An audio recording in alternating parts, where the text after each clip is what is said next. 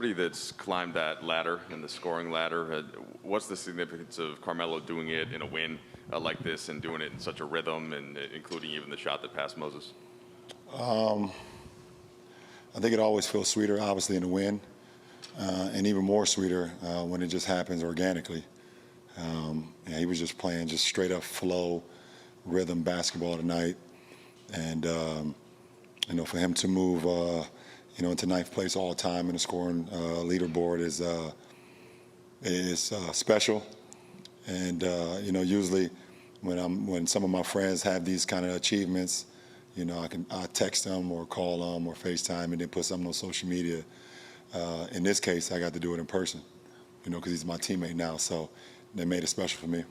And is there a certain thing that just also you having passed Moses, right, a bit ago, is there something that you guys can share with that, even if it's just a head nod or, in your experience contrasting with his throughout the league? No. I mean, when the announcement happened, obviously we've been playing the game for quite a while. We don't really have our mind set on moving to any leaderboard or whatever. When it happens, it happens. And, we try to take as much as we can in at that moment. But, when our RP announcer said it and the crowd went crazy, he happened to be sitting right next to me on the bench. And, I just congratulated him, told him how proud I am of him. Obviously it probably was overwhelming for him, even with a guy that's had so many accomplishments in his career. Hey, LeBron. There are going to be moments throughout this year where, we've talked about this, the overall age of this team, and there are going to be markers that come up that sort of bring that into focus. I'm curious what it was like for you tonight to play against someone who played on your son's high school basketball team, and kind of if that even registered to you at all tonight? Oh, absolutely, because I'm aware of everything that's going on the floor. I looked at Zaire a couple of times, and I was just like shaking my head inside, just remembering really a year and a half ago, 2 years, not even full 2 years, he was hitting a game winner to send them to the state championship alongside my son, and going to the game and supporting Sierra Kane, and 1 year at Stanford, and now he's here. So it's just it's a weird dynamic for myself to see something like that, but happy for the kid, obviously. And but it was definitely, I had a moment for sure. LeBron, you had that spill in the first half. You were on the floor for a bit. A bunch of your teammates and some of the medical staff came to check on you. What was going through your mind in the moment, and how'd you feel as the game went on after you checked back in? The first thing I was thinking to myself was not again, obviously, because it was almost kind of similar, but not the same kind of play. A guy falling into my leg, and there's nothing you can do about it. I couldn't get my leg out of there in time, so I just wanted to try to take a moment on the floor, just, hopefully it wasn't getting worse. I had an opportunity to just tie my shoe again and see if I could continue to go, and I was able to continue to go, but it's a little sore right now, and obviously I think it's going to be a little sore tomorrow when I wake up, but obviously I'm a round-the-clock guy when it comes to treatment, so hopefully I'll be ready to go on Tuesday. LeBron, back to Melo. What's it been like getting him acclimated here, and does the fact that you guys know each other so well and you have the history that you have make that process easier? Yes, it does. If it's one person that I know more than anybody on this team, it's him, obviously. We've been friends for over 20 years now. So, I know him just as well as he knows himself and vice versa. And, to have him here every day now is just it's a treat for me. It's an honor. It's a gift. And something that we kind of mentioned and talked about just on the fly throughout our careers and things of that nature. But to see it actually here and to see us on the floor making big plays together, it's a pretty cool thing, man. You guys ran a lot of pick and roll with you and Russ down the stretch, and you had the one play where you hit him on the short roll. He found AD for the dunk. What would you think of that?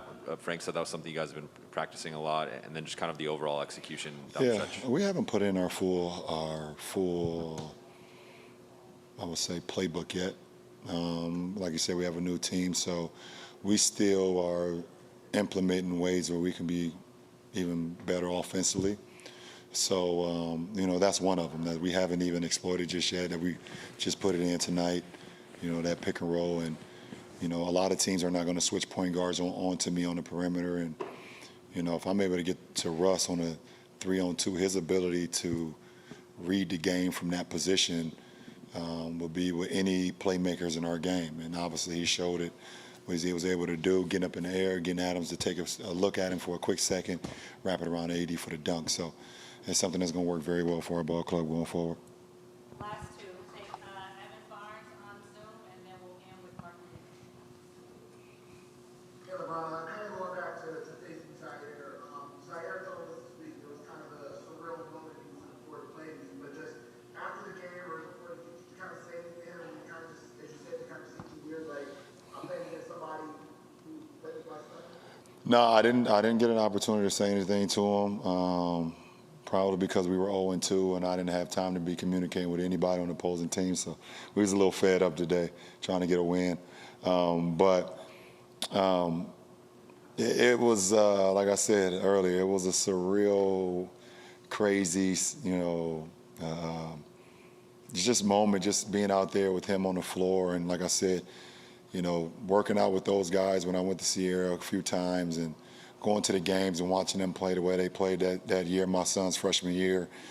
To see him in the NBA now was, I knew he was a pro his senior year at Sierra. So, I didn't know how long it would take him to get here, but I knew he was a pro right away. So, it was definitely a good moment. Last question, Mark Medina. Hey, LeBron, in lieu of Melo's milestone tonight, what do you think is distinguishable with the way he scores compared to, the other top scorers in the history of the game? The other top scorers in what, in history? Yeah, among the other top league scorers. I don't know. I don't even know the list. I know a few guys, but Melo's game is unique in his own right. I mean, he's done it at all facets of the game, in all positions.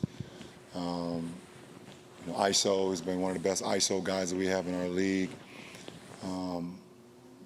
Early in his career, obviously his athleticism, putting guys in the rim, getting to the bucket, but what's always been his mark is his footwork, either off the dribble or before the dribble, being able to create space with quick twitch feet. His shot is one of the most beautiful releases I've seen in NBA history. I feel like it's going in every single time. So, but he's done it at all facets: the three, the mid-range, the low post, the bucket, free throws, obviously. He's a unique player, and it's just hard to there's nobody that I would say reminds me of him. Even when I played against him for the first time in the Junior Olympics in Colorado Springs, Colorado, and when I seen him, I was 16, he was 17. I came back and told my guys that I just seen the best player I ever seen to that point. And we happened to play them that following year, and they beat us, but it was a good game. But yeah, he's been doing it for quite a while, and it's just beautiful to continue to see, especially when they gave up on him.